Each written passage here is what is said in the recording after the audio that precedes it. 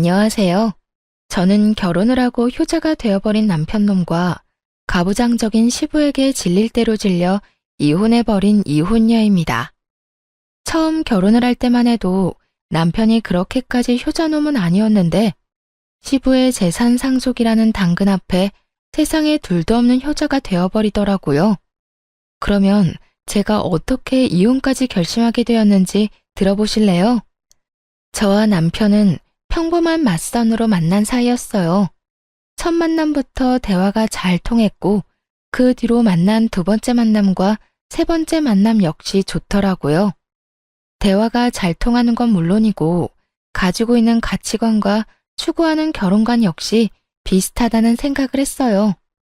그렇게 결혼을 전제로 한 연애가 시작되었고 3년의 연애 끝에 결혼까지 하게 되었습니다.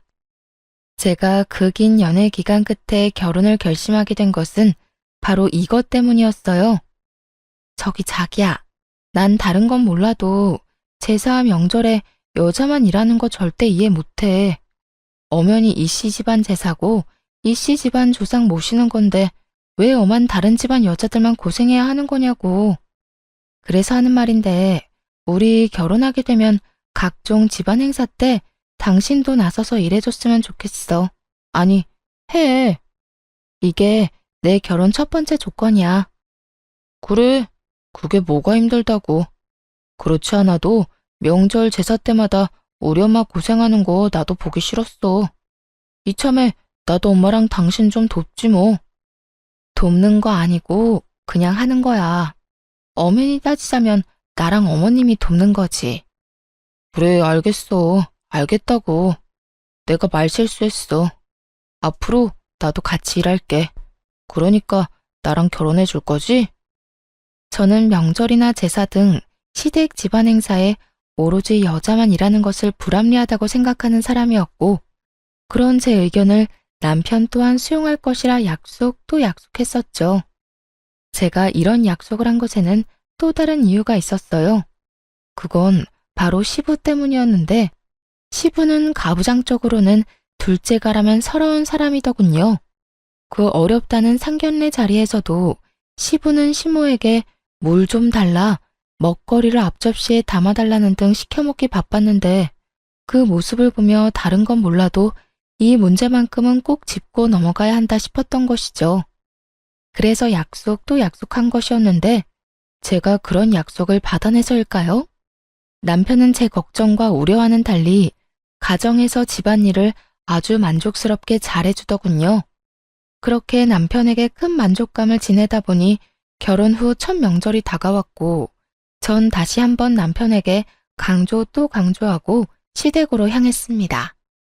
여보, 마지막으로 이야기할게. 무슨 일이든 함께 하는 거야. 알겠지? 만약 당신이 이 약속 지켜주지 않으면 난 앞으로 명절이나 제사 같은 모든 행사에서 절대 오지 않을 거야. 알겠지? 알겠어. 걱정하지 마. 나 집에서 일 잘하는 거 못 봤어? 그렇게만 하면 된다는 말이잖아. 정답. 우리 여보가 집에서만큼만 하면 입댈 것도 없지. 그래, 집에서보다 더 열심히 할 테니까 가. 이제 나 좀 믿어달라고. 마지막까지 다짐을 받아낸 저는 남편과 함께 시댁으로 들어섰고 주방엔 제 예상대로 시모 혼자 산더미 같은 일에 쌓여 땀을 뻘뻘 흘리며 일을 하고 계시더라고요. 이건 아니다 싶었어요. 시모도 함께 해준다면 일이야 빨리 끝나겠지만 이때껏 홀로 고생했을 날들이 떠올라 차마 보고만 있을 수가 없더라고요. 그래서 전 시모가 입고 있던 앞치마를 벗겨주며 이렇게 말했어요. 어머님, 이제 저희가 할 테니까 방에 들어가셔서 좀 쉬세요. 제 말에 시모는 못 들을 말이라도 들은 사람처럼 토끼 눈을 하고 절 보더라고요. 어머 아가, 이걸 어떻게 혼자 한단 말이야? 안 돼, 너 몸살나.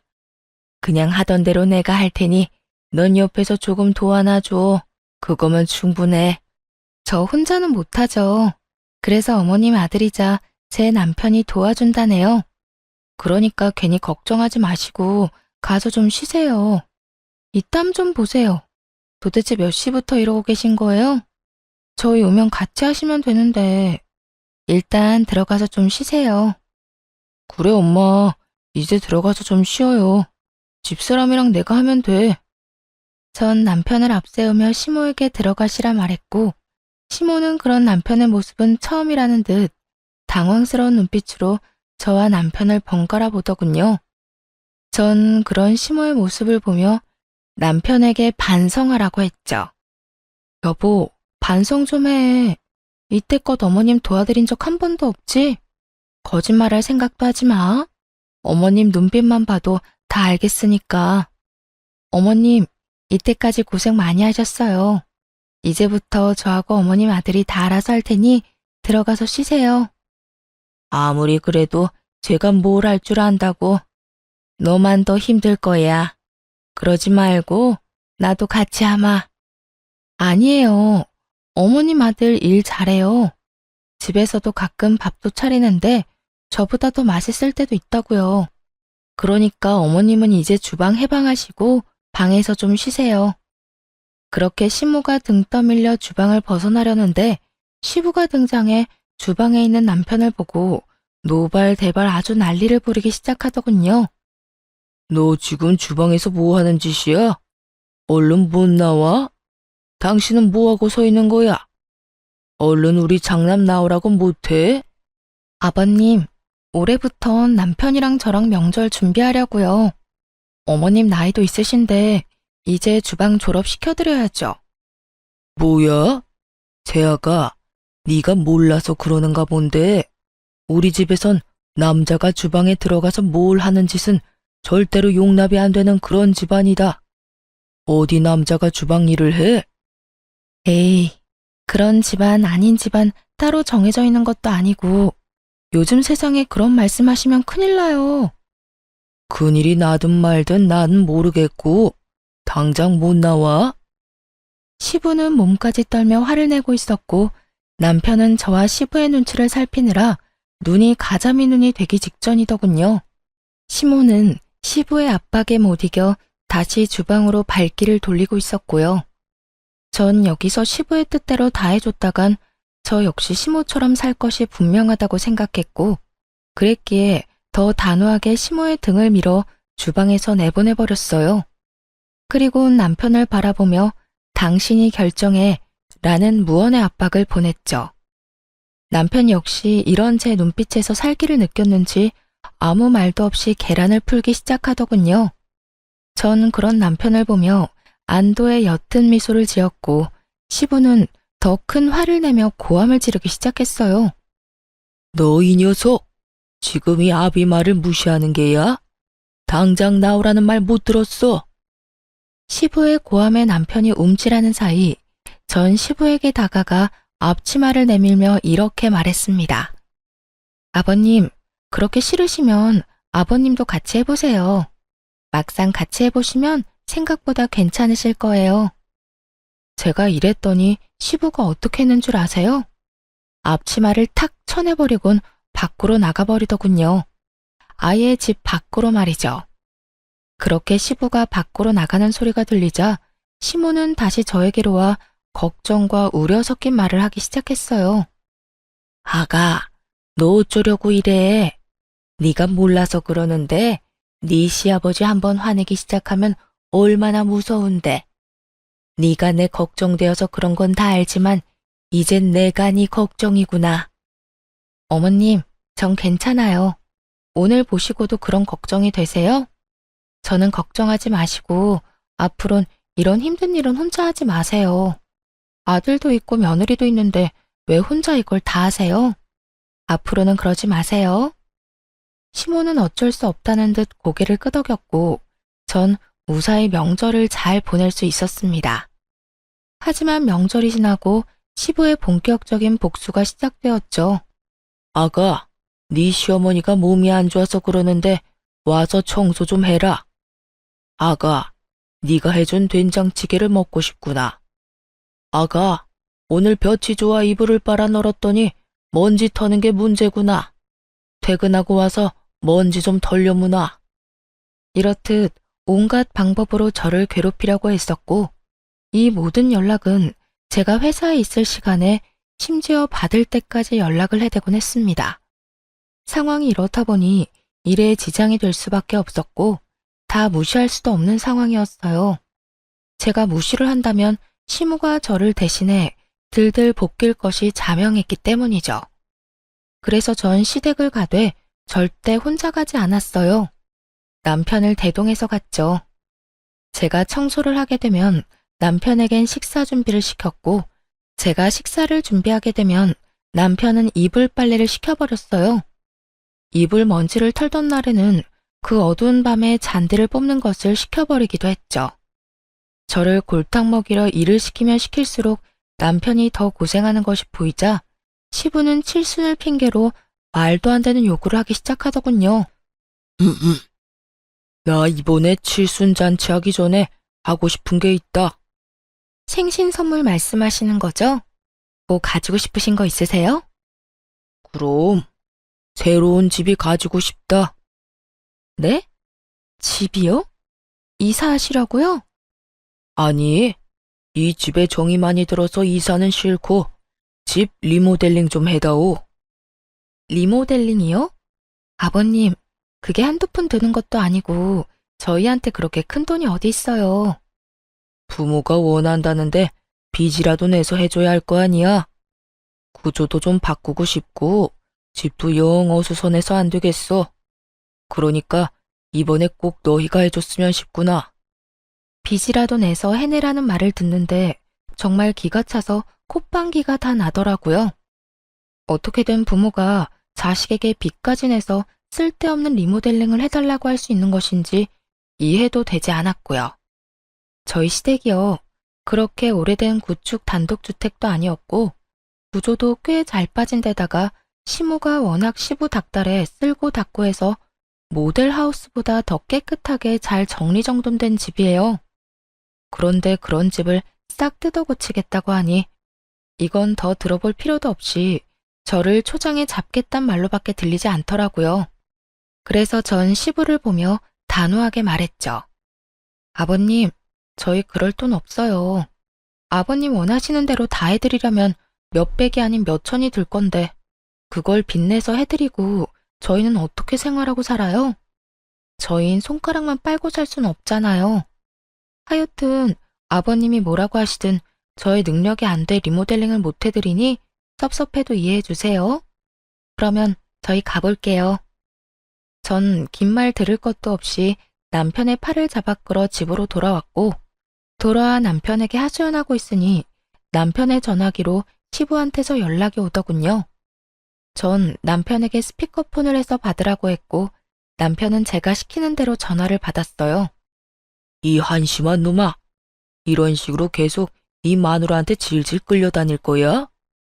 에이, 아버지, 제가 또 언제 질질 끌려다녔다고 그러세요. 집사람 말이 다 맞으니까 그냥 듣고만 있었던 것뿐이지. 맞기는 뭐가 맞아? 이러니까 내가 너 보고 한심하다고 하는 거야. 너 그런 식으로 마누라한테 끌려다니면 죽도 밥도 안 돼, 이 녀석아. 집안의 가장이 큰 소리 쳐야 가정이 올바르게 돌아가지. 어디 안 여자가 가장보다 큰 목소리를 내? 너 이 아버지 말 새겨들어. 너 그대로 네 마누라 말 듣고 살다간 다 늙어서 밥 한 그릇도 못 얻어먹어, 이 녀석아. 에이, 집사람 그런 여자 아니에요. 그리고 밥 좀 못 얻어먹으면 뭐가 어때서요? 제가 차려 먹으면 되죠. 저 요리 잘해요, 아버지. 남편은 시부의 호통을 요리조리 잘도 피해 다녔고 시부는 그런 남편의 대답에 도저히 안 되겠다 싶었는지 최후의 조건을 내걸더군요. 저로서는 정말 가관일 수밖에 없는 조건을 말이죠. 너, 이 아비 말 잘 들어라. 만약에 네가 이번에 네 마누라 제대로 휘어잡아서 우리 집 리모델링 해주면 내가 내 재산 다 주마. 네 누나는 땡전 한 푼 주지 않고 너 다 준다 이 말이야. 정말이세요? 정말 누나하고 나누는 게 아니라 저 다 주신다고요? 그래, 네가 원하면 내가 각서도 써주마. 그러니까 네 마누라는 네가 알아서 휘어잡고 살아.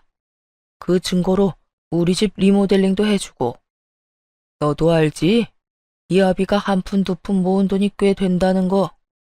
네 마누라 말 듣고 리모델링 비용 아끼다간 더 큰 재산 잃게 되는 꼴이란 거 명심하고 앞으로 알아서 행동해. 시부의 말도 안 되는 조건에 저는 코웃음이 나는데 남편은 저와는 생각이 전혀 다른지 시부의 전화를 끊고선 눈을 반짝이며 저를 보더라고요. 왜? 뭐? 그 눈빛은 뭐야? 아니, 당신도 방금 다 들었잖아. 우리 아버지가 재산 다 우리 준다는 말. 들었지. 애초에 말도 안 되는 말. 뭐가 말이 안 된다는 거야? 우리 아버지 한다면 하는 분이셔. 그래서 뭐 어쩌자는 거야? 본론만 말해. 어쩌자는 거긴. 그냥 투자한다고 생각하고 리모델링 해주면 안 돼? 그리고 우리 집에선 내 말 좀 잘 듣는 연기도 좀 해주고. 그것만 하면 아버지 재산 우리 누나한테는 주지도 않고 나한테 다 주신다잖아. 당신만 눈 딱 감고 아버지 원하는 대로 내내 하고 살면 뽕돈이 생기는데 그것도 못 해줘? 남편은 이미 시부의 말에 현혹되어 눈이 반쯤 풀린 듯 했어요. 애초에 재산을 바라고 그런 연기까지 한다는 게 말이나 된다고 생각하는 것인지, 아니, 애초에 자식들에게 물려줄 본인 돈으로 저와 이렇게 싸우지 않고 편하게 리모델링하면 될 일인데 굳이 이렇게까지 일을 키워야 하느냐는 생각에 그 모든 상황이 짜증이 치솟더군요. 여보, 내 말 잘 들어? 제발 헛된 꿈, 헛된 기대 좀 버려. 그리고 그럴 시간에 자기 개발에 더 힘쓰고 스스로 잘 될 생각을 해. 재산 바라고 마누라한테 쥐죽은 듯이 내내 하라는 말이 나와? 우리 결혼하기 전에 한 약속 잊었어? 그 약속이 갑자기 왜 나와? 그냥 아버지 원하는 대로 고분고분하게 있고 리모델링만 해달라는 말이잖아. 그 말이 그 말인 거 정말 이해를 못했어? 고분고분 내내만 하라는 말이 명절이고 나발이고 시댁 와서 시키는 일이나 혼자 다 하고 아버님이 뭐라고 하든 당신이 큰 소리를 내든 그냥 쥐죽은 듯이 살란 말 아니야? 난 그렇게는 못 살아. 내가 말했지? 이씨 집안 종살이나 하려고 결혼하는 거 아니라고. 당신은 어머님께서 한평생 그렇게 고생하는 거 보면서도 느끼는 게 없어? 나도 그렇게 살았으면 좋겠냐고.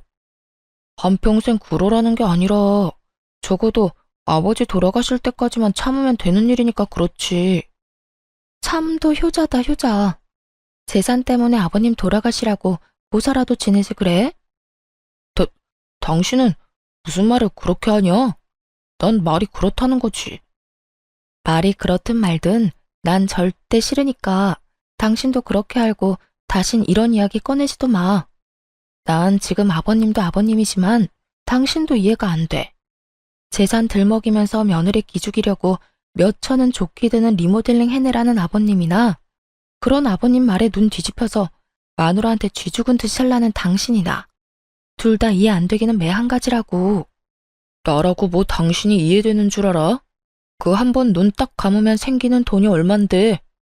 몇 년만 고생하면 우리 고생도 덜 해도 되고 당신도 좋고 나도 좋은데 왜 싫다고 하는 거야?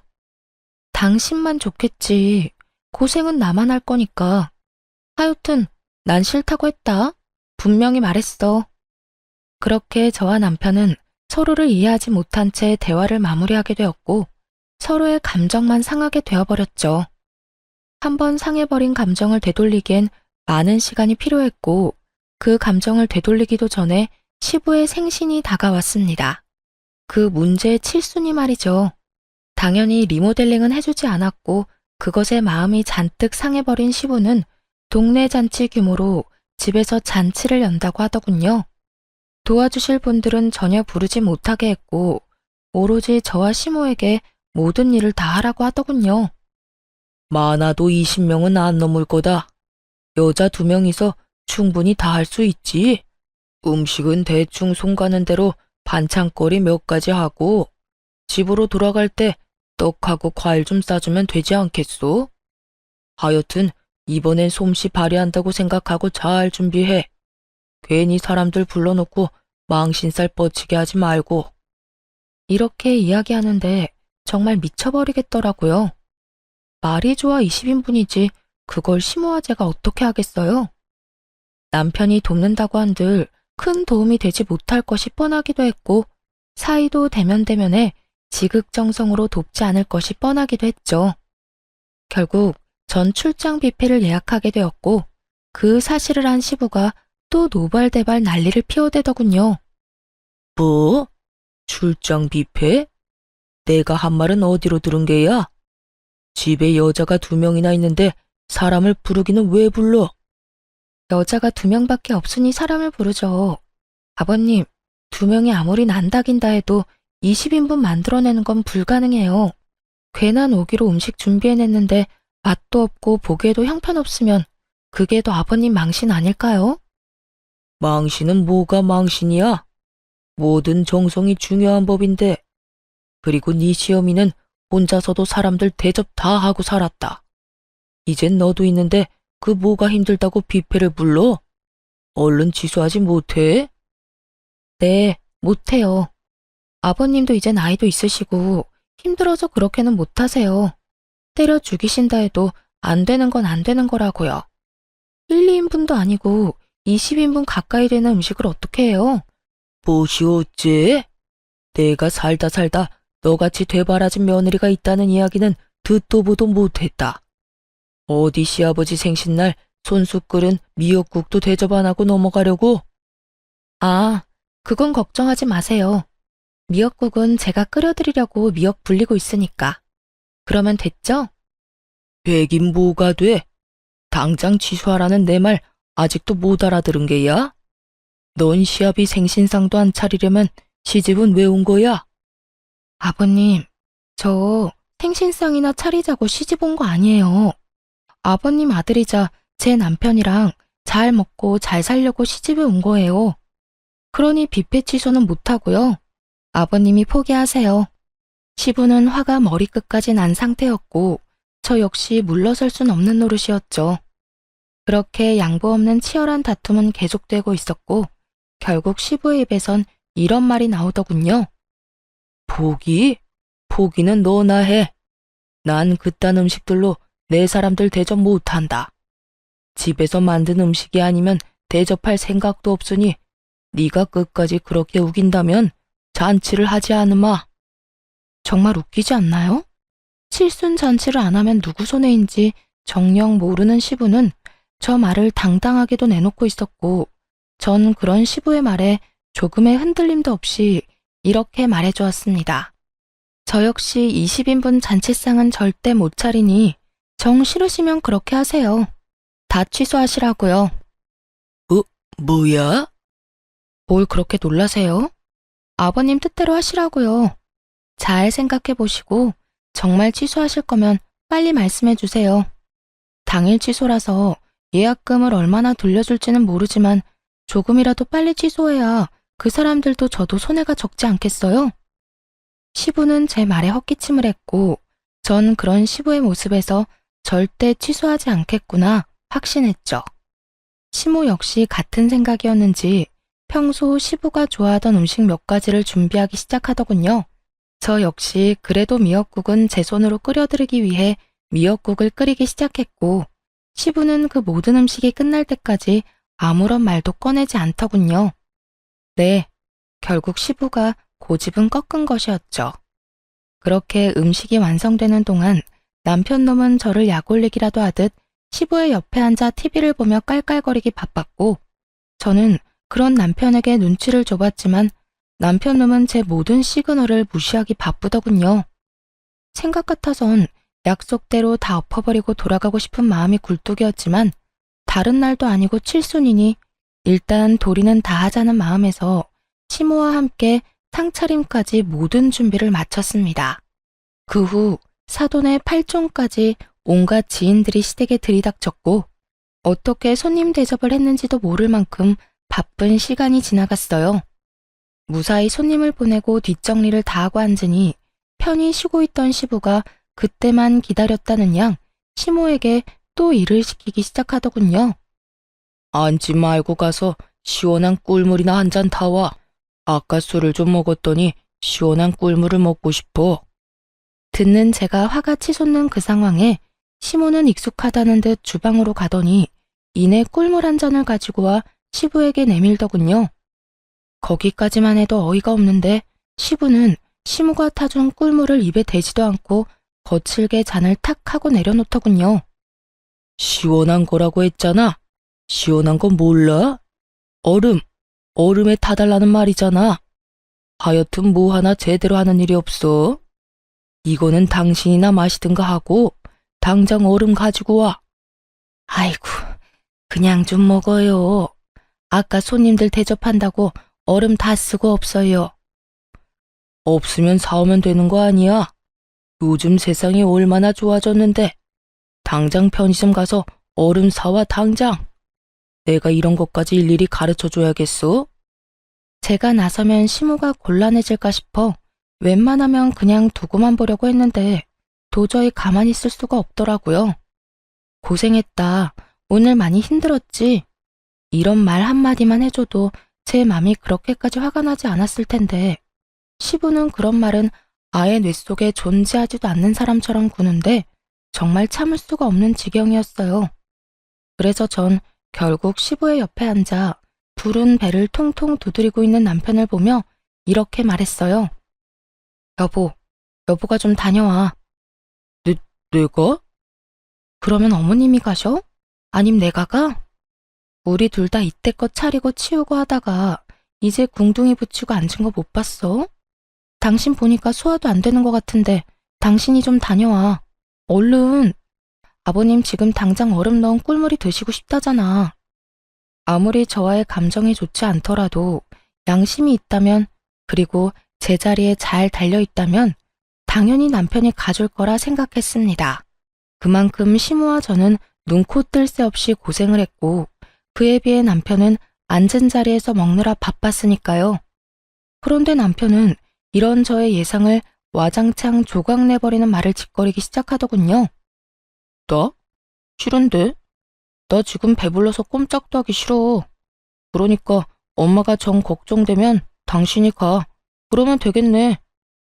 그 순간 남편과 제가 했던 약속들이 제 뇌리를 스쳐가고 철석같이 고개를 끄덕이며 약속 또 약속하던 남편의 얼굴이 산산조각이 나더군요.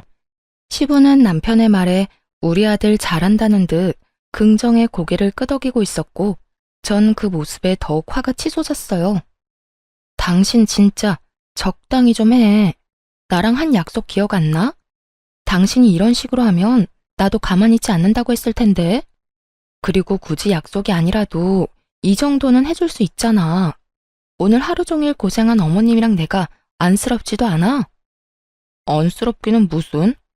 우리 엄마는 당신 시집 오기 전에 더한 일도 혼자 다 했어. 그리고 당신도 그래.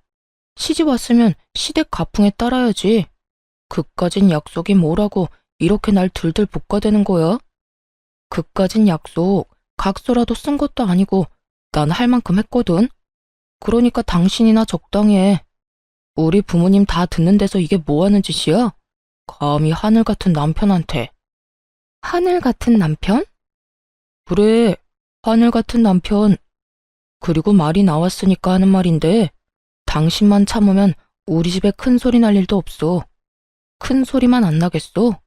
나도 편안하게 우리 아버지 재산 다 받을 수도 있고 그러면 나만 좋은 거 아니라고 했잖아. 그 재산 받으면 나 혼자 다 쓰는 것도 아니고 다 우리 거가 되는 건데 당신이 조금만 우리 아버지 비위 좀 맞춰주면 안 되냐? 꼭 이렇게 사사건건 다 걸고 넘어져야겠어? 그 순간 머릿속이 하얘지며 이혼이 떠오르더군요. 말이 좋아야 비위이지 남편 말은 그야말로 시댁 종노릇이나 하면서 평생 살라는 말인데 그걸 제가 왜 참고 살아야 하나 싶었어요. 전 그렇게 살려고 결혼한 것도 아니었고 이런 남자란 걸 알았으면 애초에 결혼 따윈 하지 않았을 테니까요.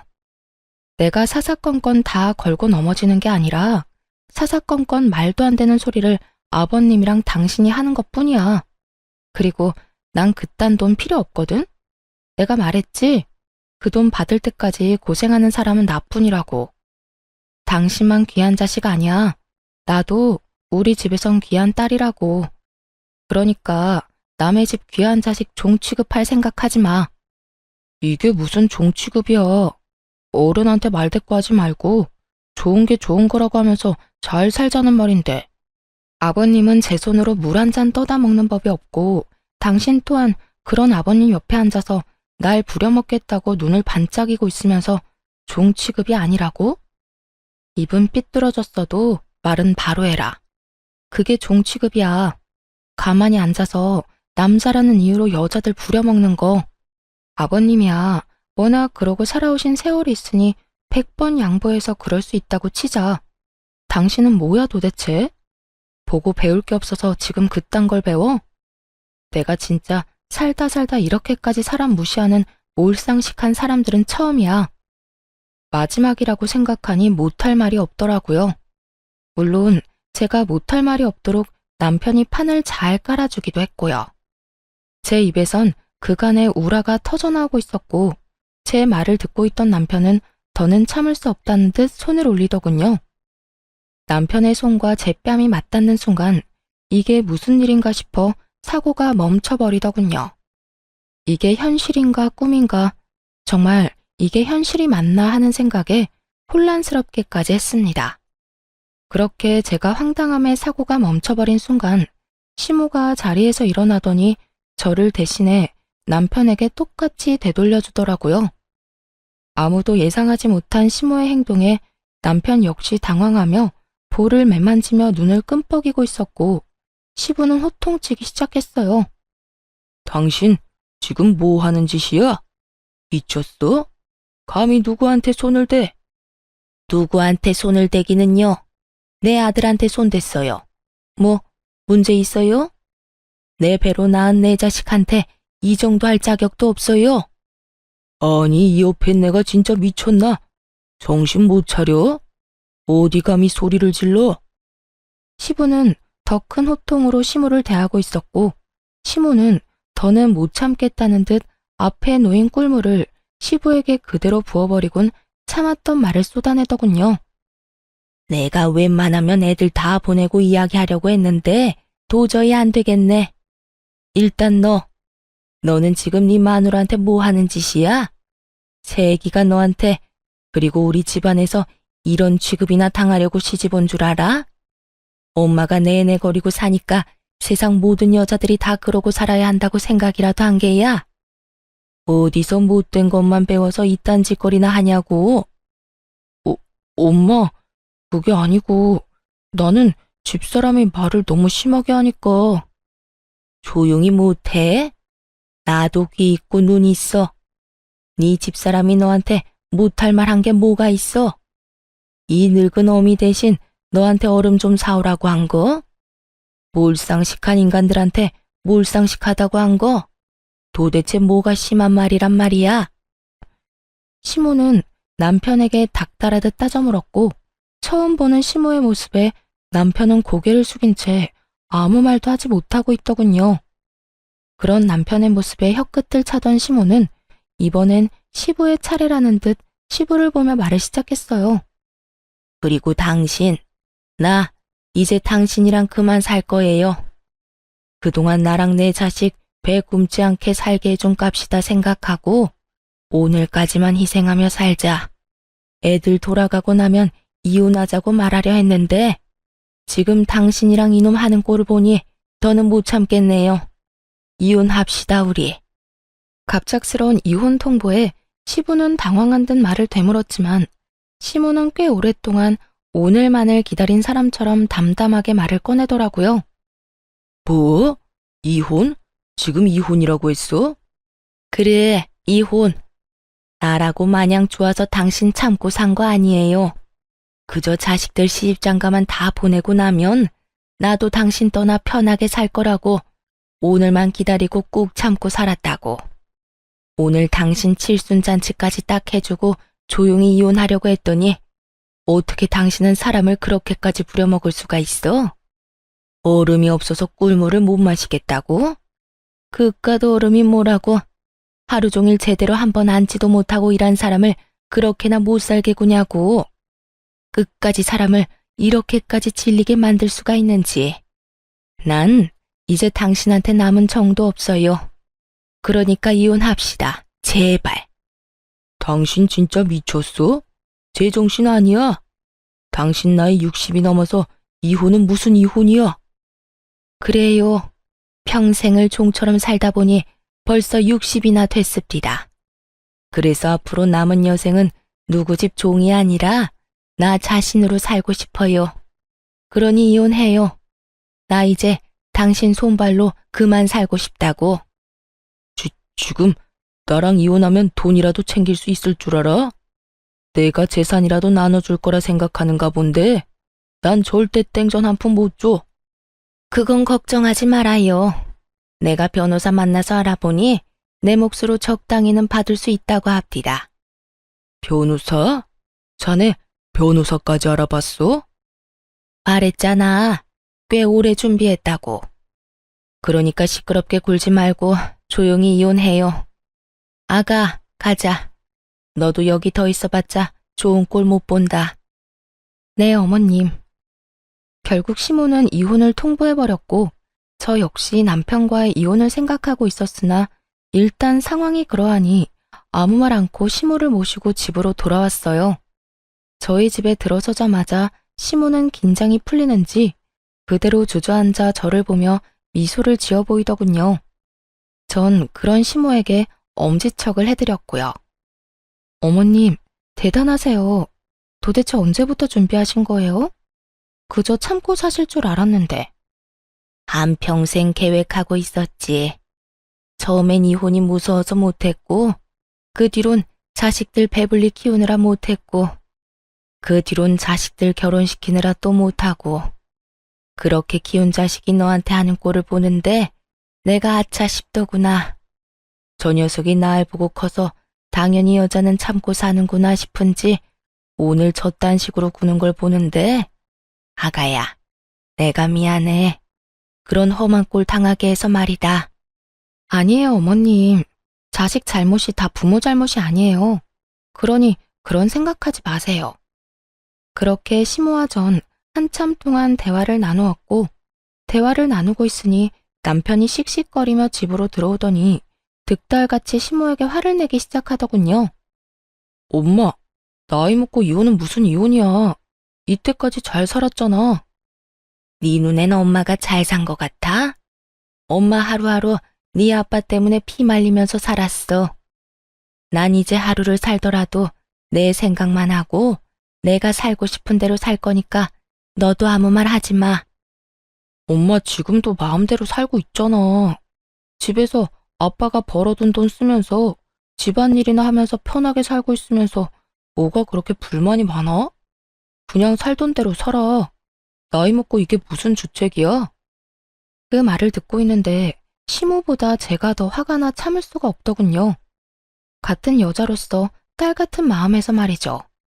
저는 그대로 일어나 남편에게 다가가 남편놈 싸대기를 시원하게 날려버렸어요. 그리곤 정신을 차리지 못하는 남편을 향해 쓴소리를 시작했죠.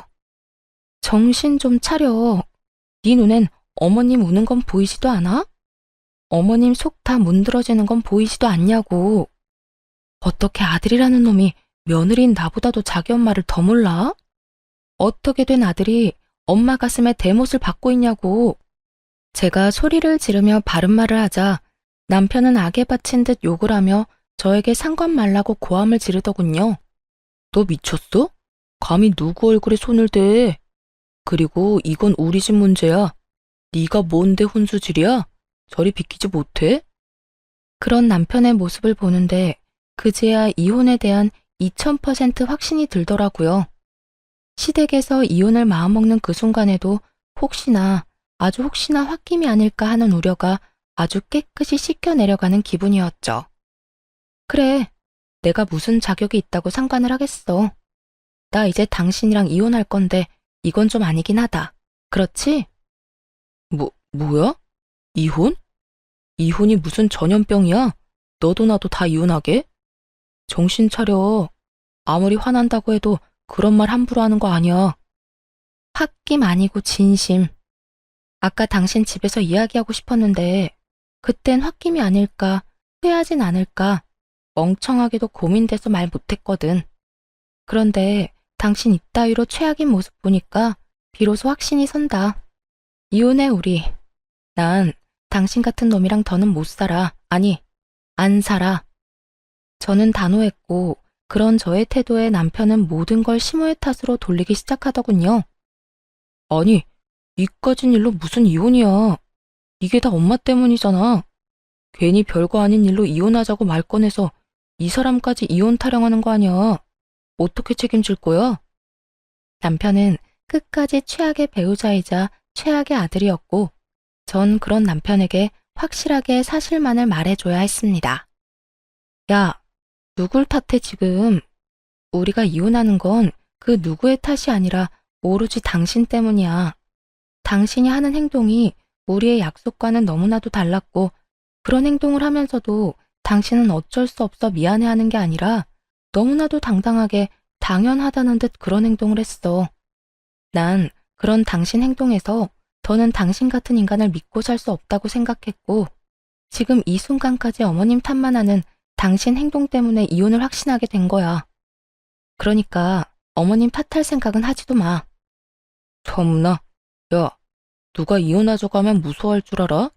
나도 좋다 이거야. 우리 아버지가 너랑 이혼하고 오면 더 좋아하시겠네. 그렇지 않아도 너 같은 며느리는 꼴도 보기 싫다고 노래를 부르셨는데, 이혼했다고 하면 그 재산 당장 다 물려주시지 않겠어? 난 그 재산 받아서 떵떵거리면서 잘 살 테니 그때 가서 후회나 하지 마. 너나 후회하지 마. 그 재산이 진짜 당장 네 손에 들어올 것 같아? 당신이 당신 아버지를 몰라도 너무 모르네. 내가 모르긴 뭘 몰라. 아마 모르긴 몰라도 이혼했다고 하면 재산 다는 아니더라도 크게 한몫 떼주시겠지. 하여튼 이혼해 줄 테니까 나중에 울고불고 매달리지나 마. 엄마도 마찬가지야. 아버지가 엄마한테 재산 한 푼도 안 준다고 했거든. 그러니까 아버지 화 더 돋우지 말고 집으로 들어오는 게 좋은 거야. 그러면 나는 먼저 가 있을 테니 두 사람 다 생각 잘하라고. 남편 놈은 끝까지 헛된 기대를 품고 집을 나가버렸고, 저와 시모는 그런 남편 놈의 뒷모습을 보며 동시에 혀끝을 찼습니다. 그렇게 시모와 저의 이혼은 진행되었어요. 우선 저는 부당한 대우를 이유로 시부와 남편에게 위자료를 청구했고, 많지 않은 금액이지만 어찌되었든 위자료를 받을 수 있었어요. 그리고 시모 역시 시부에게 위자료와 총 재산의 절반을 분할받고 제대로 이혼할 수 있게 되었네요. 끝까지 이혼을 거부하던 시부는 이혼이 선고되던 그날 눈물까지 흘리며 시모에게 매달리는 모습을 볼 수 있었죠. 당신, 아니 여보, 내가 다 잘못했네. 잘못했어. 이제 와서 내가 당신 없이 어떻게 산다는 말이야. 나 당신 없으면 잠도 제대로 못 자는 거 알면서 꼭 이렇게까지 해야겠어? 네, 이렇게까지 해야겠어요. 잠을 못 자면 정신병원에 가보세요. 요즘 약 잘 나와서 아마 금방 잠들 수 있을 거예요. 여보, 그러지 말고 잘 생각해봐. 내 나이도 그렇고 당신 나이도 그렇고 서로 의지하고 등이나 긁어주면서 잘 살아야 할 나이인데 지금 이혼해서 어쩌자고 이러는 게야? 어쩌긴요. 나는 나대로, 당신은 당신대로 잘 살자고 이러는 거죠. 나는 이제 당신이 없어야 잘 살 것 같으니 다신 연락도 하지 말고 소식도 전하지 말고 살아요. 그러면 잘 가고 저승길에서도 마주치지 맙시다. 시모는 애걸복걸하며 매달리는 시부를 뿌리치고 가버렸고, 전 남편은 끝까지 저에게 후회할 거라며 아주 희망에 차 있더군요. 당신, 후회하지 마. 이제 아버지 재산 다 받으면 우리 고생도 다 끝일 텐데 그때 가서 후회하지 말라고. 난 후회 절대 안 하니까 네 꼬장꼬장한 아버지나 잘 데리고 잘 살아봐. 제 말에 남편은 콧방귀를 끼고 가버렸고, 그렇게 반년도 채 되지 않아 울먹이며 전화가 왔더군요. 여보, 나 재산이고 뭐고 미쳐버릴 것 같아. 아버지랑 도저히 못 살 것 같다고. 이제 와서 왜? 고생은 다 끝났다고 입이 귀에 걸렸더니. 고생이 다 끝나기는. 나 요즘 아버지 때문에 너무 힘들어. 정말 우리 아버지 너무하는 거 아니야? 손가락 하나 까딱 안 하고 다 시켜 먹는데 조금이라도 본인 마음에 안 들면 이따위로 하면 재산이고 뭐고 없다면서 어깃장까지 놓는다니까. 내가 그 재산 유세에 참고 살 수가 없어. 이렇듯 한참을 하소연하던 전 남편은 우물쭈물한다 싶더니 준비한 말을 꺼내기 시작하더군요. 그래서 하는 말인데 우리 재결합하면 안 될까? 내가 당신만 다시 허락해주면 재산 받는 즉시 절반 딱 떼줄게. 응? 내가 각서도 써줄 수 있어. 난 재산도 필요 없고 각서도 필요 없어. 그러니까 제발 정신 좀 차리고 나한테 연락하지 마라. 한 번 더 나한테 연락하면 진짜 경찰에 스토킹으로 신고할 거니까. 그 후 경찰이 무섭긴 했는지 전 남편에게 연락이 오지 않았습니다. 들리는 소문엔 결국 전 남편은 전 시부의 만행을 이겨내지 못하고 집을 나와버렸다고 하더군요. 전 남편이 나오며 다시 부려먹을 사람이 사라진 전 시부는 시모 사는 곳까지 알아내 매일같이 찾아가 빌었다고 하고요. 그렇게 빌어본들 마음이 바뀔 리가 없었고 어머님은 문조차 열어주지 않고 접근 금지 신청까지 해버렸다고 하더군요. 결국 전 남편은 전 시부의 재산도 못 받고 저와 이혼까지 하게 되었고 전 시부는 손가락 하나 까딱하지 않고 살아왔던 세월이 있다 보니 혼자 밥도 제대로 못 챙겨 먹고 있다 하더군요. 돈이 있으면 뭐 하나요? 혼자 하는 것이 단 하나도 없는데 말이죠. 그 후 전 회사 생활을 하며 잘 지내고 있습니다. 전 시부의 괴롭힘에 몰골이 다 상해버린 전 남편이 회사 앞에 찾아와 울고불고 매달리며 다시 재결합 이야기를 꺼내긴 했지만 매몰차게 뿌리치며 다시 경찰 이야기를 꺼내니 두 번 다신 찾아오지 않더라고요. 꽁지 빠지게 도망치는 꼴이 얼마나 통쾌했는 줄 모릅니다. 그렇게 그 집과는 연을 다 끊었는데 어머님과는 꾸준히 연을 이어오고 있어요. 어머님과 연락을 자주 하며 밥도 먹고 가끔 영화도 보며 데이트를 즐기기도 하고 가까운 근교로 산책하러 나가기도 하고요. 어머님은 요즘 노인 학교에 다니고 계시는데요. 배움이 짧아 한평생 한이셨는데 이혼을 한 후 하고 싶었던 공부도 하게 되었다며 그 한을 풀었다고 하시곤 한답니다.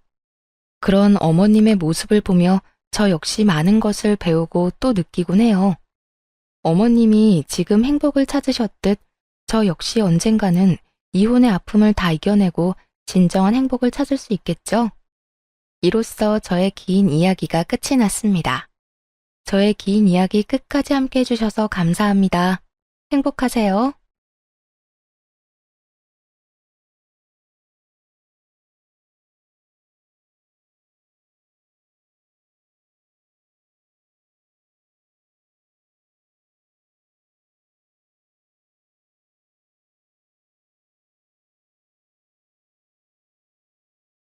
안녕하세요. 저는 수도권에 살고 있는 40대 초반 여자랍니다.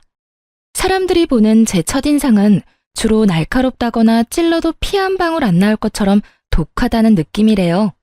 제 직업이 내과 전문이라서 더 그런 걸 수도 있고요. 근데 물론 일할 때는 좀 정확하고 예민한 건 맞지만 평소에 저는 정도 많고 눈물도 많고 싫은 소리도 잘 못하는 성격이랍니다. 혼자 집에서 운동할 때 이곳의 사연을 들으며 러닝머신을 달리면 시간이 참 잘 가는 것 같아요. 너무 재밌고 공감 가는 사연도 많아서 귀가 즐거워요. 저도 망한 결혼을 걷어차고 화려한 돌싱으로 살게 된 지가 얼마 되지 않았거든요. 공부하고 일만 하느라 심심하기만 했던 저의 인생에 아주 파란만장한 일이 있었더랬죠. 저의 화려한 사연 한번 들어보시겠어요?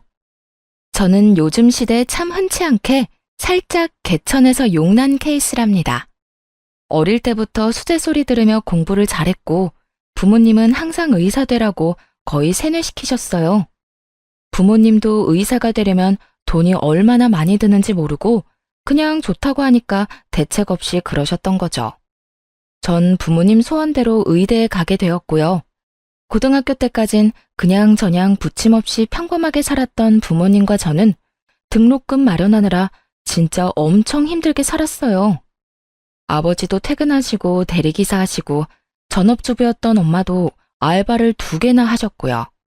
저도 공부하느라 너무 힘들었지만 일주일에 과외를 3개나 하면서 진짜 힘들게 공부했네요. 그래서 다행히 의대를 졸업하고 전문의 과정도 무사히 끝낼 수 있었죠. 사람 마음이 참 간사한 게 한 고비 끝나면 또 다른 고비가 오고 또 다른 생각이 들잖아요. 제가 수도권의 나름 큰 병원의 내과 의사로 일하게 되면서 그 근방으로 아파트도 자가로 마련하고 부모님 집도 근처로 마련해드렸어요. 그러다 보니 30 후반이 되었더라고요. 이제 여유가 생기니 부모님이 결혼을 말씀하시기 시작했죠. 저도 지금까지 일만 하느라 대학 시절 잠깐 해본 풋사랑이 전부였거든요. 그래서 여자로서의 제 인생이 좀 불쌍하긴 하더라고요. 부모님이 소개해주는 사람 몇 번 만나면서 소개팅도 좀 해보기 시작했어요. 근데 다 저와는 맞지 않는 사람들이었고 저라는 사람 자체보다는 제 직업에 관심을 두는 게 너무 보여서 실망을 많이 했네요. 다음 주 주말에 시간 좀 내봐라. 너보다 2살 어린데 아주 괜찮은 총각이란다. 나 그냥 결혼 안 하고 이렇게 살래요. 요즘은 결혼 안 하고 사는 사람도 많아요.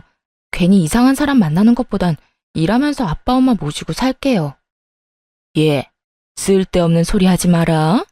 너 돈 잘 버는 게 우리한테 효도하는 것 같아? 좋은 남자 만나서 손주 안겨주고 행복하게 사는 모습 보여주는 게 우리한테는 더 효도하는 거야. 아니, 그럼 의사 되라고 닥달하지 말고 시집이나 일찍 보내지 그랬어요. 지금 나이가 40이 다 돼가는데 괜찮은 남자가 있냐고요. 그러게 의대 다닐 때 동기 하나 좀 물어서 결혼하라니까. 그거 하나 못해서는. 다른 의사들은 다 결혼해서 잘 살던데 너만 바쁘니? 잔소리 말고 주말에 나가봐. 알았어? 어릴 때부터 저에게 좀 강요하는 부모님이 너무 답답하고 싫었던 적도 많았어요.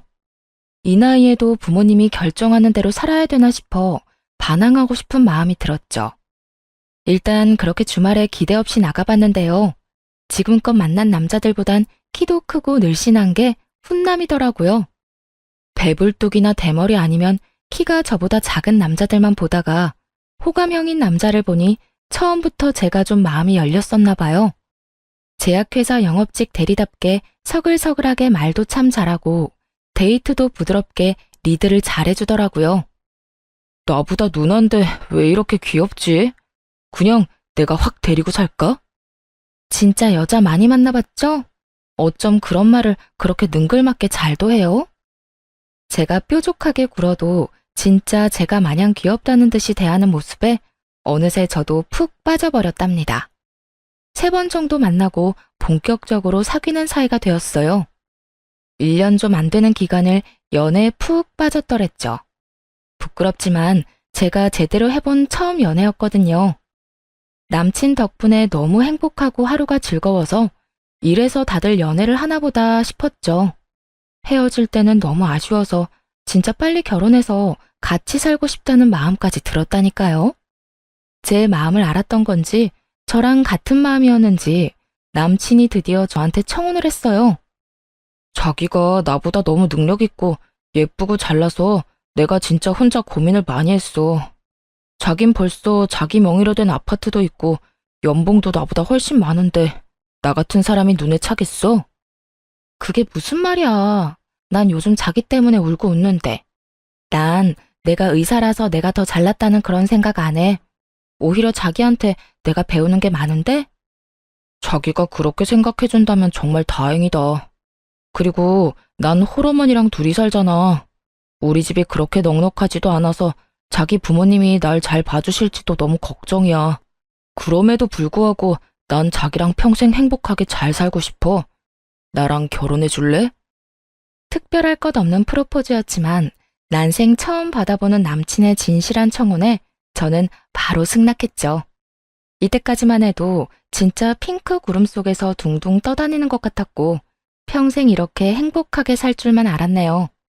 이게 지옥문을 열고 들어가기 직전이라는 것도 모르고 말이죠. 상견례 전에 시모를 처음 만나게 되었는데요. 긴장한 것과 다르게 만나자마자 제 손을 꼭 잡아주시면서 정말 다정하게 대해주셨어요. 우리 아들 인물이 그래도 빠지진 않은데 노총각이 다 되도록 왜 결혼을 안 하나 했더니 우리 새아가처럼 잘나고 참한 여자를 만나려고 지금까지 기다렸는가 싶다. 그럼요. 내가 우리 어머니처럼 멋진 여자 찾다가 드디어 우리 아영이를 만났죠. 날씨가 쌀쌀하니까 얼른 밥 먹으러 들어가요. 자자, 갑시다, 우리 여왕님들. 같이 초밥을 먹으러 갔는데 저한테 해주는 것처럼 시모한테도 다정히 챙겨주고 농담하면서 분위기를 푸는 모습을 보니 더욱 남친에 대한 확신이 생겼던 것 같아요.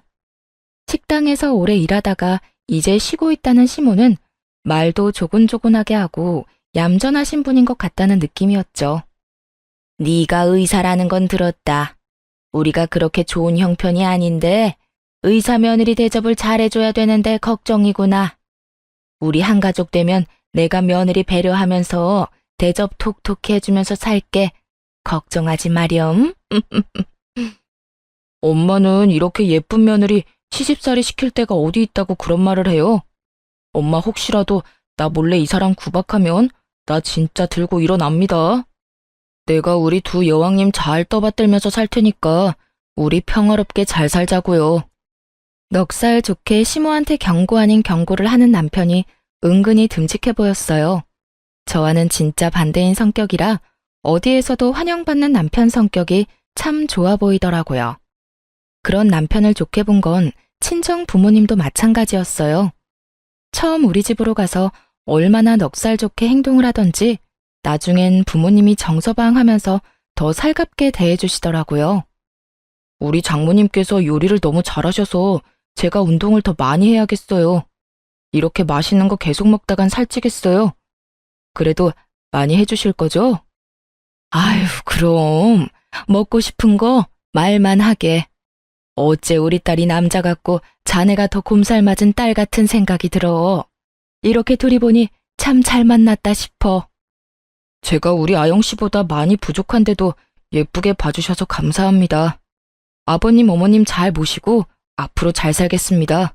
저를 이렇게 받아주셔서 감사합니다. 어쩜 말도 저렇게 예쁘게 하는지 몰라. 얼굴도 훤칠해서 아니 무슨 요즘 유행하는 젊은 트로트 가수 보는 것 같아.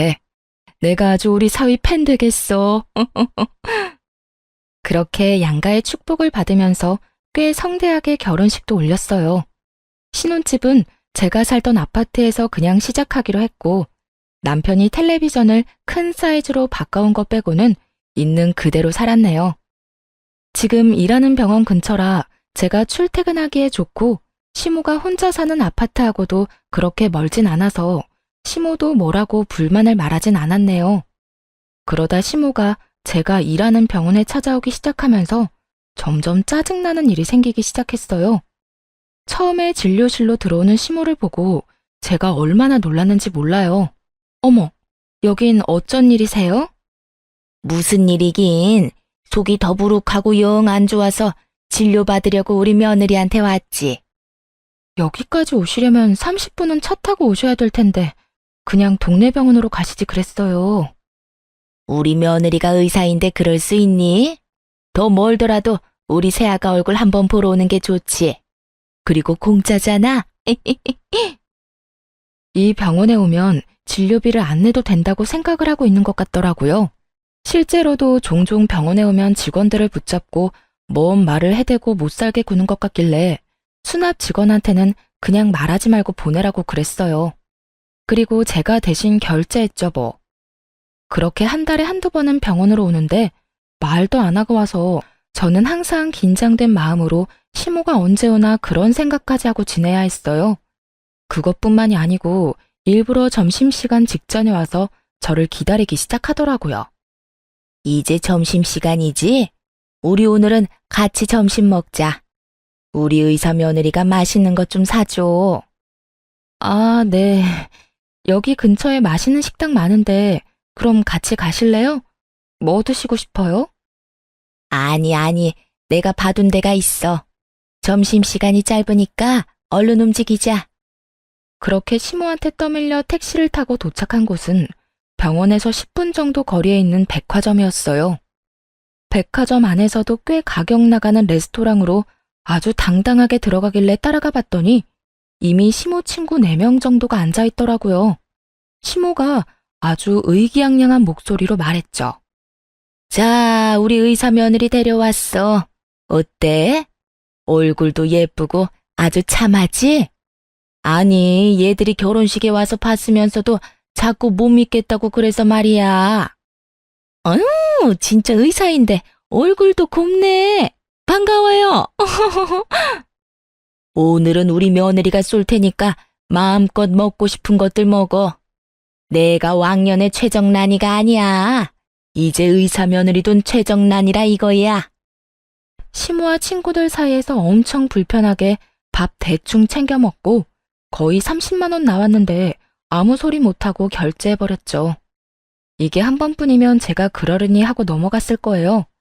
의사 며느리 자랑하고 싶어서 그러려니 하고 말이죠.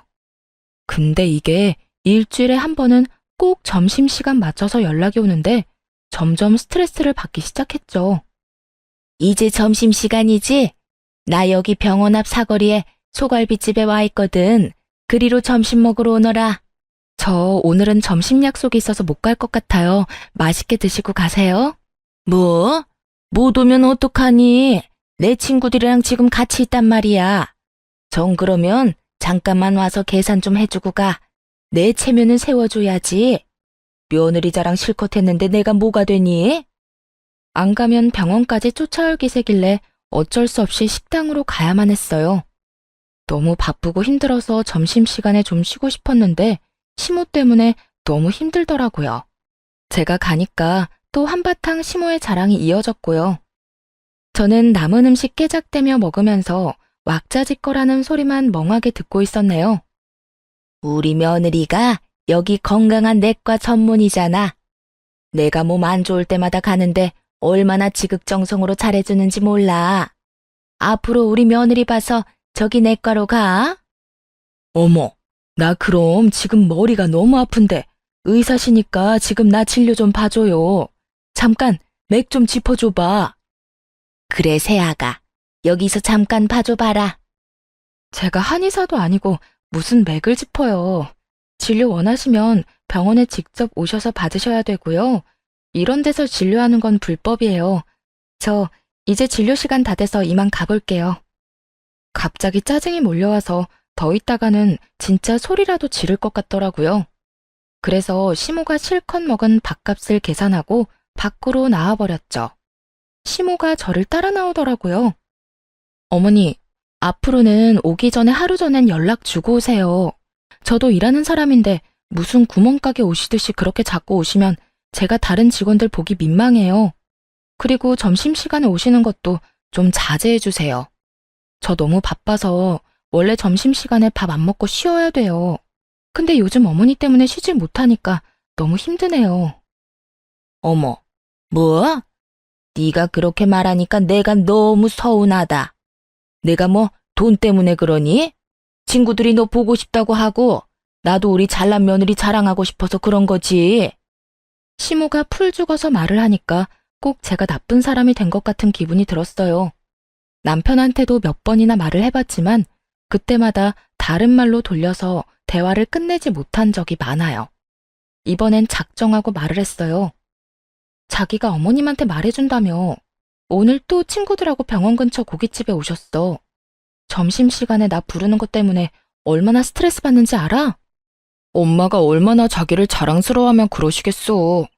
난 장모님이 우리 회사 오시면 엄청 반갑고 좋을 것 같은데. 자기는 이렇게 보면 좀 차가운 면이 많아. 무슨 말을 그렇게 해? 그렇게 수시로 찾아오셔도 나 앞에서는 싫은 소리 안 하고 밥 다 사드렸어. 이런 말 안 하려고 했는데 무슨 백화점 식당 아니면 갈비집 아니면 비싼 일식당만 가시고 금액이 얼마나 많이 나오는지 알아?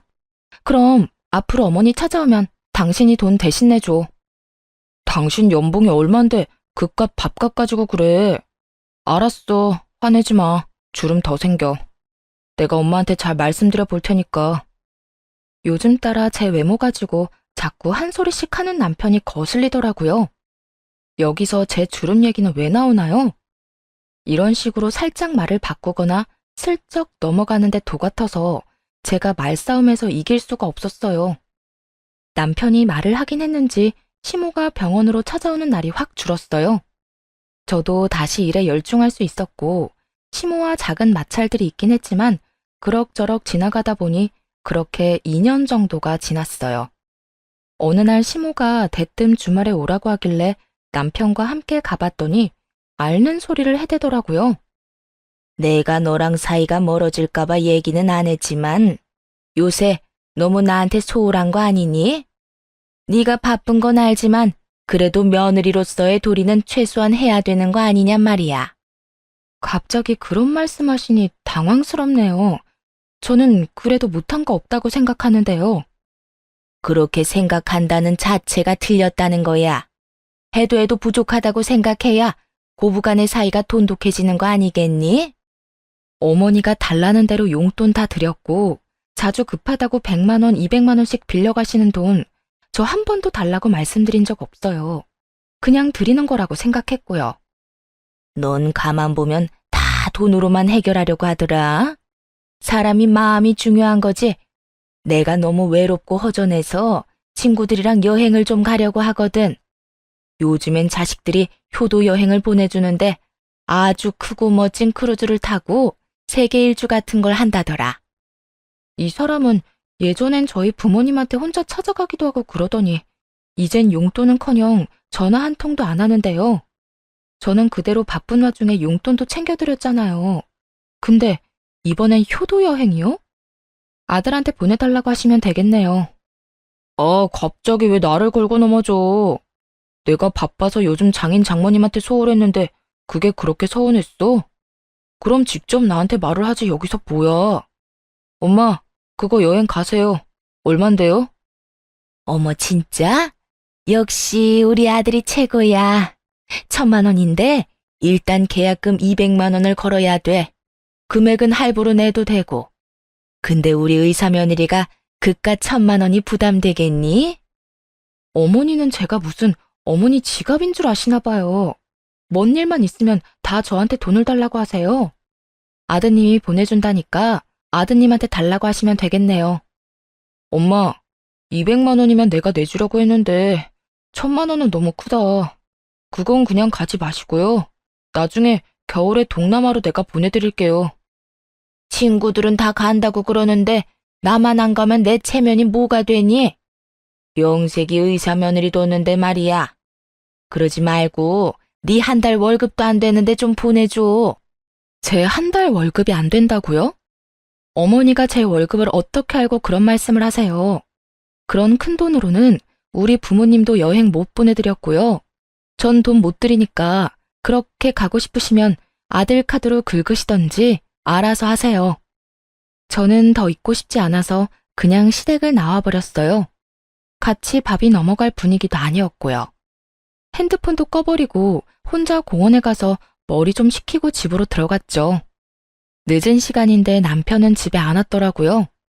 저는 깜깜한 거실에 혼자 가만히 앉아 있다가 핸드폰을 다시 켜봤어요. 남편은 친구들을 만난다고 짧게 메시지를 보내놨더라고요. 그걸 보니 그냥 헛웃음만 나오더군요. 그리고 시모한테 전화가 많이 와 있더라고요. 호랑이도 제 말하면 온다고 또 바로 전화가 왔죠. 너 어디 시어머니가 말하는데 그렇게 집을 나가버리니? 네가 시어머니가 무서운 줄을 모르는 모양이구나. 내가 이번에 한번 보여줘. 왜 전화하신 건데요? 그 여행 때문에 그러세요?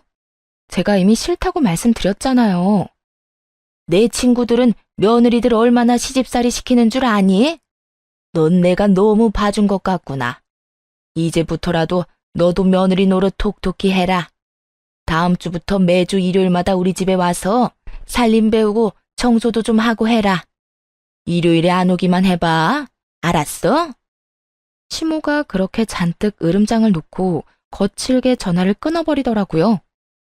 의사 며느리라고 그렇게 자랑하고 난리칠 때는 언제고 돈 안 주니까 바로 안면 바꾸는 시모를 보니 기가 차더라고요.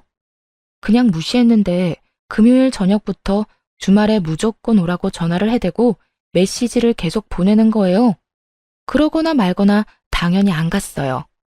남편은 이미 새벽부터 무슨 테니스를 친다면서 나갔거든요. 혼자 침대에 누워서 쉬고 있는데 남편이 전화가 왔더라고요. 당신 우리 엄마한테 안 갔어? 일요일에 가기로 했다며. 나한테 전화하고 난리셔. 빨리 가봐. 내가 왜 가? 난 간다고 한 적 한 번도 없는데? 당신이 아들인데 왜 나한테 자꾸 그 비싼 여행을 보내달라고 하는 거야? 당신이 보내드려. 난 며느리로서 내 도리는 다 했다고 생각해.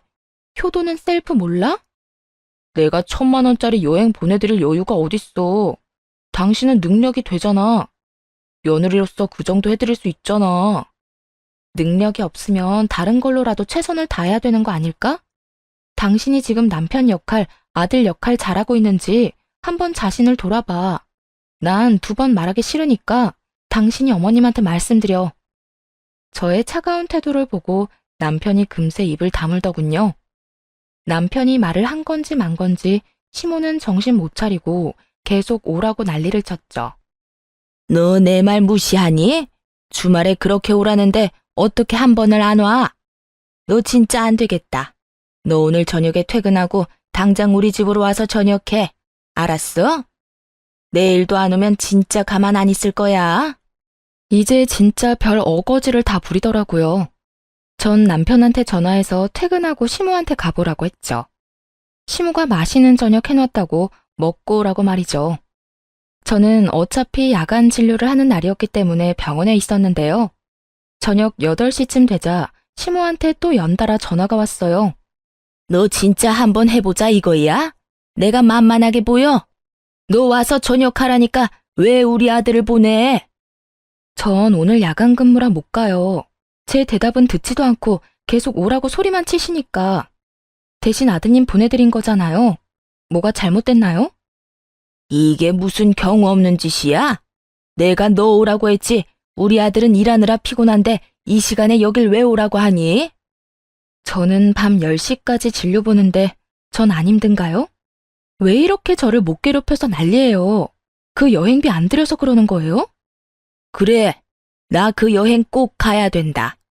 다달이 용돈 더 주는 셈 치고 할부라도 해줘 그럼. 너무 지긋한 굴레에서 벗어나고 싶은 마음에 그깟 200만 원 바로 보내버리고 말자 싶었죠. 알았어요. 돈 드릴 테니까 저 그만 괴롭혀요. 일단 계약금 200만 원만 드릴게요. 진짜니? 역시 우리 며느리답다. 의사답게 화끈하고 통도 크구나. 고맙다. 아들은 내가 밥 먹여서 보낼 테니까 끝나고 집 가서 푹 쉬어라. 곧바로 시모의 계좌로 200만 원을 보내주니 바로 조용해지더라고요. 그래서 한 달 정도는 조용하게 지낼 수 있었죠. 슬슬 또 시모가 연락을 자주 하면서 집으로 오라고 하더군요. 그래서 평일 저녁에 남편 없이 저 혼자 갔는데 글쎄 시모가 가자마자 과일이며 빵이며 이것저것 먹으라며 챙겨주는 척을 하더니 본론을 꺼내더군요. 근데 벌써 한 달이 지났는데 왜 여행 갈 돈을 안 주니? 800만 원 다 못 주면 200이라도 줘라. 내가 여행사에는 다달이 준다고 말해놨다. 800만 원 한꺼번에 주면 더 좋고. 200만 원 계약금 드렸잖아요. 나머지도 다 아들한테 달라고 하세요. 갑자기 이렇게 말을 바꾸면 어떡해? 친구들은 예약 다 하고 벌써 1,000만 원 일시불로 낸 애들도 있다. 내가 의사 며느리 둔 사람인데 1,000만 원 일시불로 내야 체면이 서지 않겠어? 나 애 좀 그만 태우고 효도 여행 보내준다고 생각하고 통 크게 한번 내줘.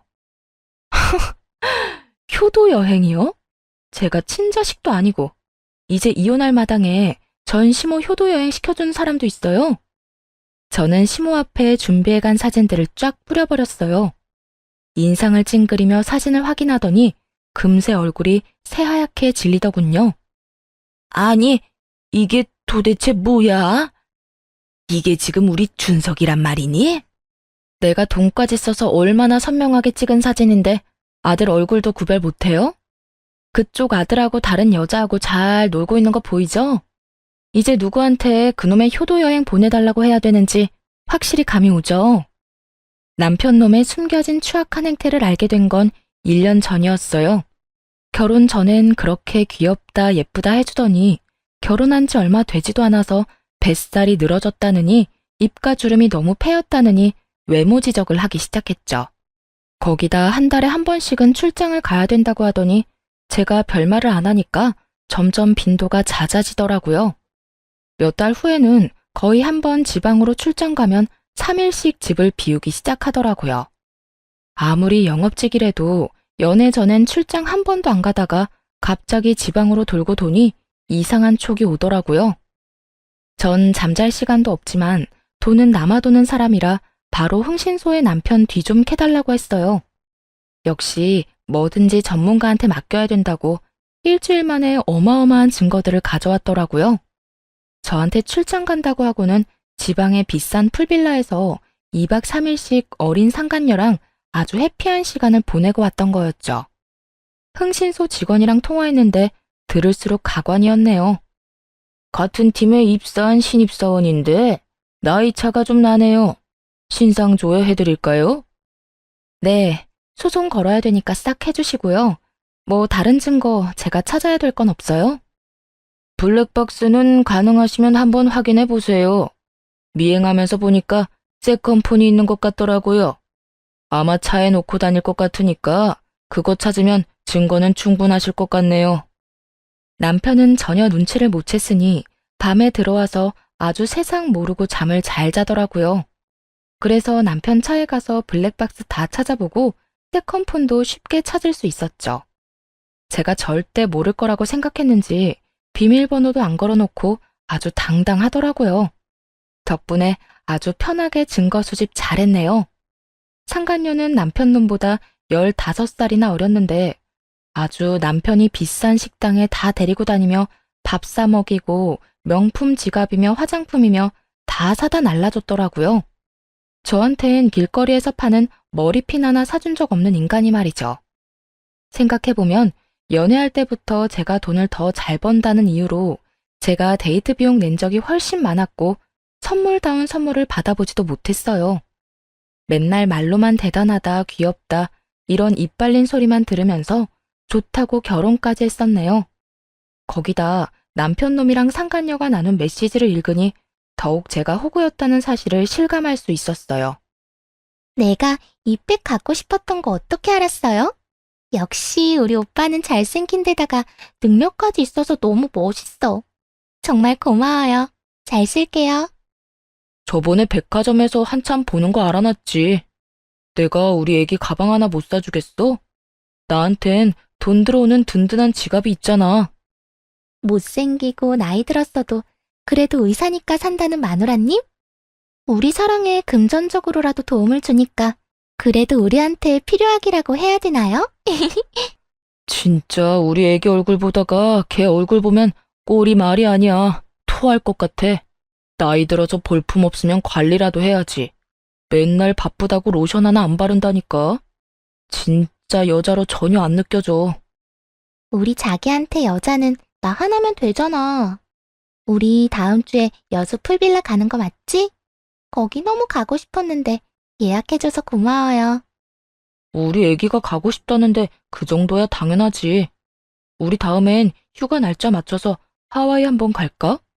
내가 마누라 전에 자기를 일찍 만났어야 되는데 진짜 집에 들어가기도 싫다. 남편의 추악한 진심을 알게 된 그날, 저는 제 차 안에서 가슴을 치며 통곡했어요.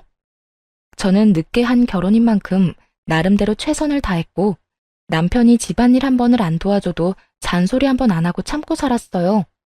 서운한 부분이 있어도 괜히 남편이 나 때문에 자격지심 생겨서 그런 걸까봐 혼자 전전긍긍하기도 했고 말이죠. 근데 상간녀한테 말하는 저에 대한 본심을 확인하니 저 혼자 노력했던 결혼 생활이 다시 머릿속에서 지나가며 마치 퍼즐이 맞춰지듯이 저 혼자 남편을 사랑했었다는 것을, 남편은 저를 그냥 인생의 보험으로 봤을 뿐이라는 것을 알게 됐어요. 저는 이를 악물고 남편한테 제대로 복수해주기로 결심했어요. 그래서 지난 1년간 남편의 외도를 전혀 모르는 척하면서 출장 간다고 하면 오히려 흔쾌히 보내줬죠.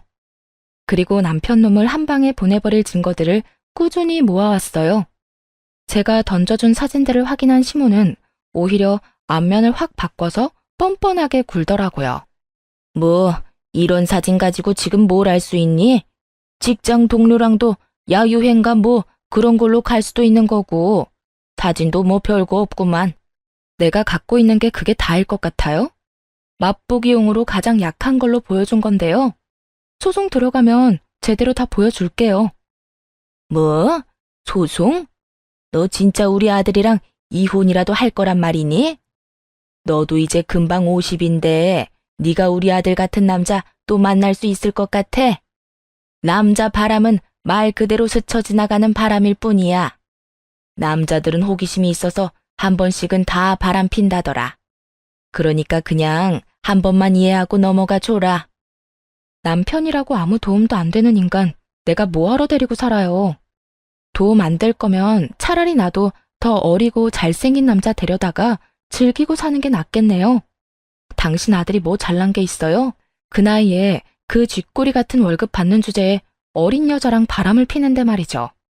그 못난 인간이 바람 필 때도 지 마누라가 의사란 걸로 여자를 꼬시더라 이 말이에요. 진짜 찌질하지 않아요? 니네 부부 문제는 니네가 알아서 하고 일단 여행 갈 돈만 좀 줘. 정 안 되면 빌려주면 내가 다달이 갚을게.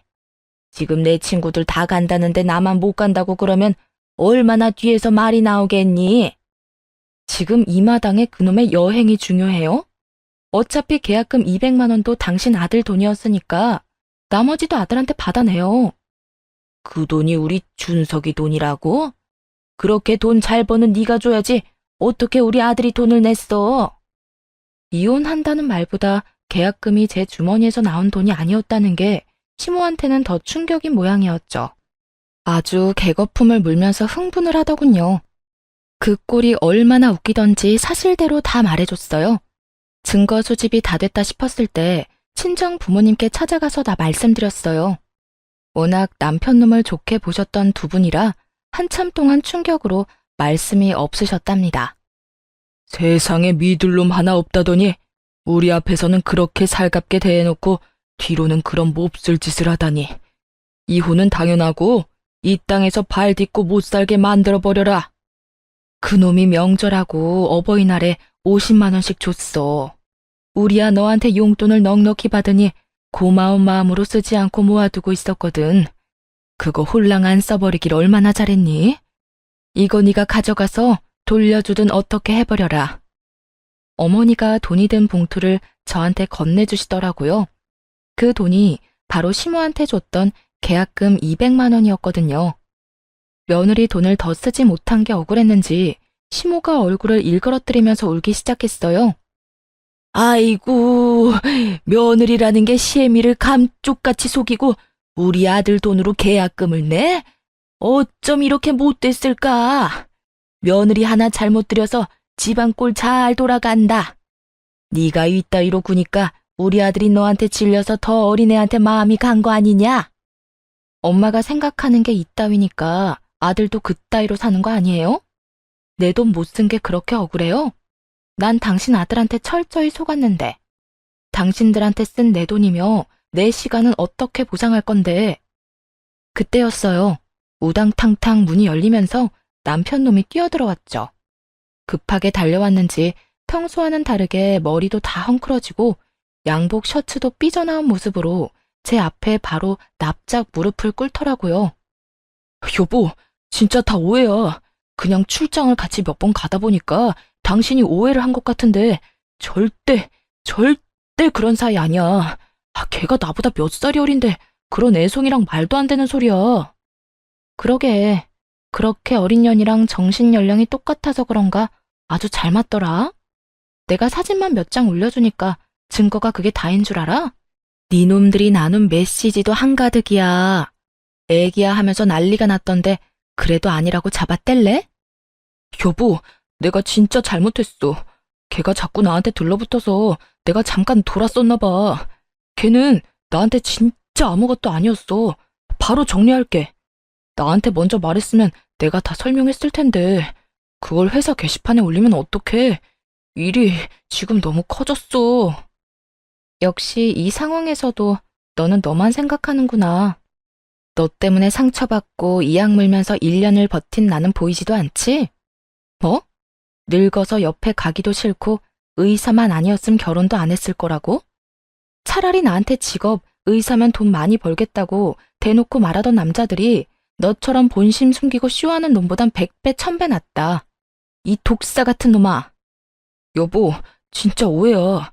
난 정말 당신만 사랑한다고. 그 어린애한테 분위기에 취해서 뭔 말을 못해? 우리는 인생의 한 팀이고 서로 도와가면서 살아야 되는 가족이잖아. 감정적으로 하지 말고 이성적으로 해결해야 되지 않을까? 우선 회사 게시판에 올린 그 게시물 좀 지워줘. 인사팀에다 지워달라고 해도 본인만 지울 수 있다고 손 놓고 있다니까. 나쁜 놈들이. 뻔뻔하게 신입사원이랑 바람까지 피워놓고 불이익은 당하기 싫어? 나쁜 짓을 했으면 벌 받는 거 당연한 거 아니야? 이 무례한 같은 인간아. 개인적인 일인데 이걸로 잘린다는 게 말이 돼? 회사 내규 들먹이면서 나한테 권고사직까지 말하는데 이거는 팀장 자식이 이 기회로 나 자르려는 거라고. 당신은 우리 회사 어떻게 돌아가는지 모르잖아. 일단 그 게시물만 지워줘. 지금 그 회사 잘리면 이 나이에 어딜 가겠어. 당신도 남편이 백수 되면 좋을 거 없잖아. 너랑 이혼하는 마당에 네가 백수가 되든 거지가 되든 내가 알 바 아니지. 안 그래? 남편이 갑자기 눈에 쌍심지를 켜고 벌떡 일어나서 저를 째려보더라고요.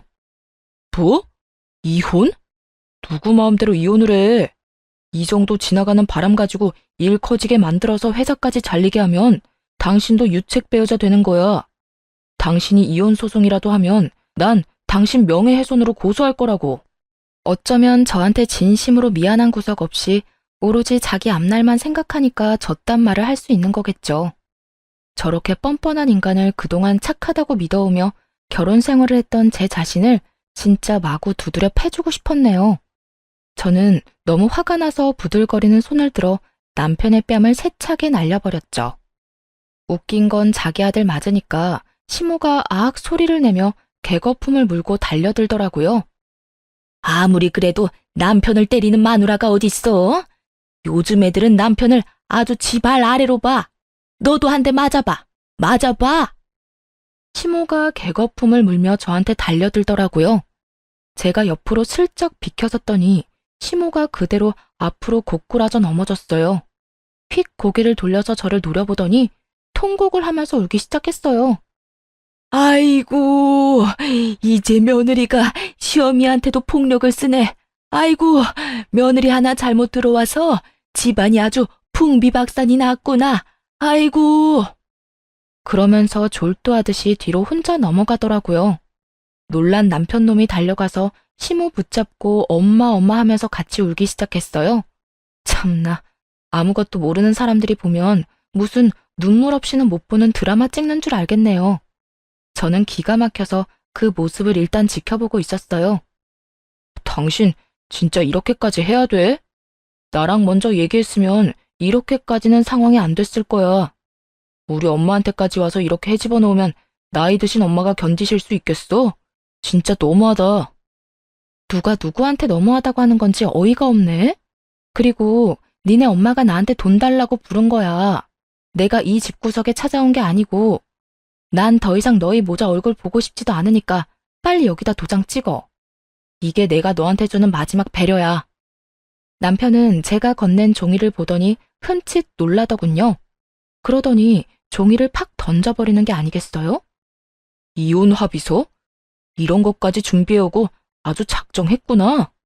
자기야, 난 절대 이혼 못해. 내가 평생 속죄하면서 자기 말만 잘 들으면서 살게. 제발 한 번만 넘어가줘. 부탁이야. 나 1년 동안 네가 바람피는 증거 모았어.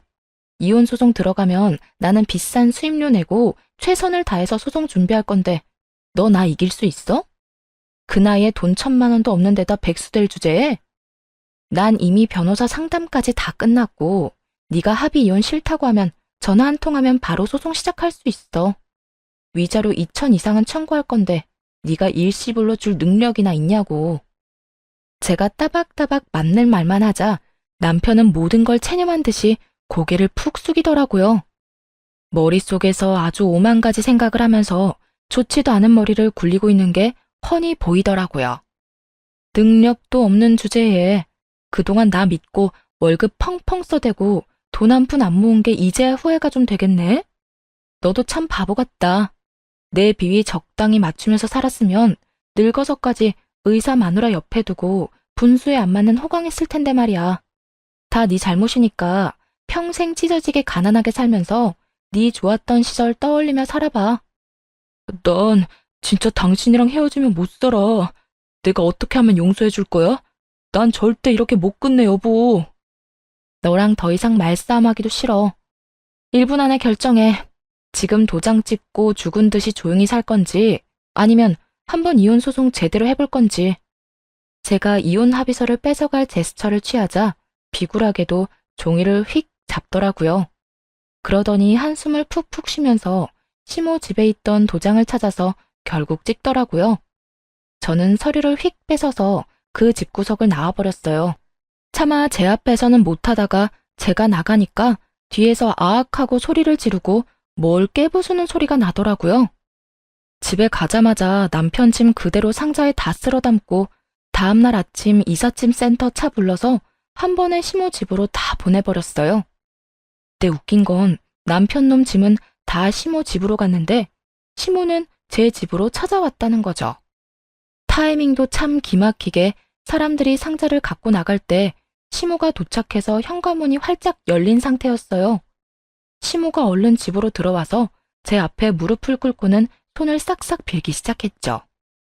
예, 너 나가고 내가 준석이 엄청 혼냈다.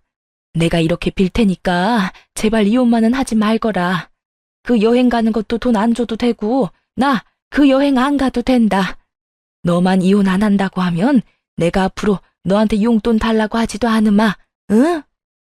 뒤에서 내 욕하면서 어린애랑 놀아난 남자 받아줘가며 살 만큼 내가 착하지가 않아요. 그 나이 어린 새 며느리 될 여자한테 그놈의 잘난 효도 여행 보내달라고 해요. 시모가 계속 주저앉아서 울기만 하고 나갈 기미가 안 보여서 결국 시모를 일으켜서 밖으로 밀어내야만 했었죠. 시모는 어떻게든 밖으로 안 밀려나려고 문을 팔로 잡고 버티더라고요. 계속 이런 식으로 나오면 이혼 소송으로 가는 수밖에 없어요. 한번 지저분하게 끌고 가볼까요? 그쪽 아들 앞길 생각한다면 다신 이렇게 찾아오지 말아요. 병원이든 집이든 찾아오면 바로 경찰에 신고할 거니까. 그동안 가족으로 지낸 세월을 생각해서라도 다시 한 번만 생각해줘. 우리 아들 한 번만 봐줘. 나를 진짜 가족이라고 생각했을지 모르겠네요. 그동안 나를 며느리가 아니라 아줌마 돈주머니로 생각한 거 아니고요. 아줌마 아들도 못해준 걸 왜 며느리한테 공짜 대접을 그렇게 받으려는지 이해가 안 갔지만 그래도 가족이니까 좋은 마음으로 해줬던 거예요. 그런 내 마음을 이용하고 기만한 건 아줌마랑 아줌마 아들이고. 그렇게까지 말했는데도 아직도 저를 우습게 보는 건지 시모는 움직일 기미가 없더라고요. 집에 들어가서 바로 경찰을 불렀습니다. 제 집 앞에서 한참 쭈그려 앉아 있다가 경찰이 오니까 그제야 꺼이꺼이 울면서 경찰 따라가더라고요. 남편 놈이 집에 와서 비련의 남주인공처럼 울고불고 난리친 건 뭐 말할 필요도 없겠네요. 거의 수십 번 와서 그 짓을 하더군요. 저는 바로 집도 전세 내놓고 다른 아파트 구해서 이사 갔어요. 아참, 병원도 결국 관뒀어요. 그래서 다행히 병원에서 남편이 난리치는 꼴은 보지 않았고요. 마음 같아서는 상간녀 소송하고 이혼 소송에서 2천만 원이라도 악착같이 받아낼까 싶었는데요. 나이 40 넘어서 그런 쓸데없는 일에 에너지 쏟고 싶지 않더라고요. 그깟 돈으로 그 인간들과 계속 얽혀있기도 싫었고요. 만약 재산 분할이라도 하게 되면 그 인간 재산은 한 푼도 없고 제 재산만 잡힐 텐데 그냥 그 인간한테 땡전 한 푼도 안 두고 깔끔하게 시간 낭비 안 하고 끝낸 게 더 낫다 싶어요. 지네들 분수도 모르고 황금오리 배 가르듯이 의사 며느리 지갑 탈탈 털어먹으려다가 아들 반품당하고 지인들한테 쪽팔림과 무시당할 시모 생각하면 나름 통쾌하네요. 이 사연 들으시는 시어머니들이 있다면 다들 한 번씩은 생각해 보시기를 바래요. 왜 평생 아들한테 받아본 적 없는 효도를 며느리한테 받으려고 하는지 말이죠. 자기 아들이 귀하면 며느리는 자기 집에서 더 귀한 딸이라는 생각을 한 번이라도 더 해줬으면 좋겠네요. 저는 신도시에 제 개인 병원을 시작하려고 요즘 직원들도 뽑고 병원 자리도 알아보고 다녀서 너무 바쁜 나날을 보내고 있답니다. 몸이 10개라도 모자라서 당연히 전 남편 놈은 생각도 안 나고요. 이대로 열심히 일하면서 남의 부모한테 대리효도 따위는 그만두고 친정 부모님 모시고 잘 살아보려고 해요. 지금까지 제 이야기를 들어주신 모든 분 감사드리고 건강하셨으면 좋겠습니다.